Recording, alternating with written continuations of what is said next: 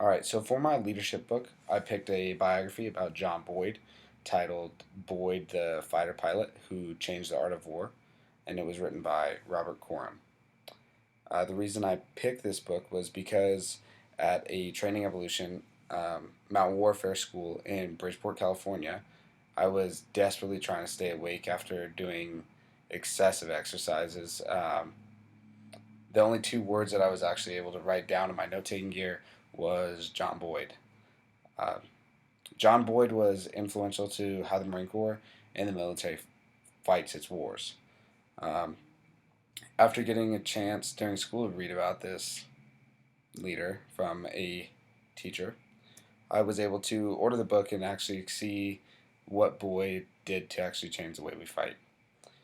Uh, Before reading the book, I knew very little about John Boyd other than what I've already told you. I figured that he must have been a very tough man because that's how the way that the Marine Corps usually establishes its respect for people. And John Boyd had the nickname of Mad Major, which probably meant that he must have been one hell of a guy to know. Um, so anyway, my expectations for the book and for Boyd was extremely high. So even though his accomplishments were extensive, I finished the book kind of expecting more from him. John Boyd is regarded as one of the smartest people that has ever gone through the Air Force and to help with war fighting. John Boyd graduated college at the top of his class and he became a fighter pilot for the Air Force. Boyd flew for the campaign at Korea, but he did not have any confirmed kills. Um, However, he was regarded as one of the best pilots during that campaign and was offered a chance to go to fighter weapons school. At this military college, he again graduated at the top of his class and he was asked to stay as an instructor, um, which is a very prestigious job to have at any level in the military. This is when Boyd started to study more and he established himself as a strong leader. This is when he started standing up to the norms of the military and creating an environment to think outside the box. Obviously, challenging military norms and customs is not something that people normally would do. Um, Telling somebody above you that they're wrong and that there's a better way to do something is um, not something that people do.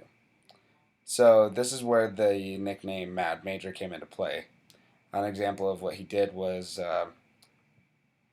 during the planning of making the F-15 fighter pilot or fighter plane.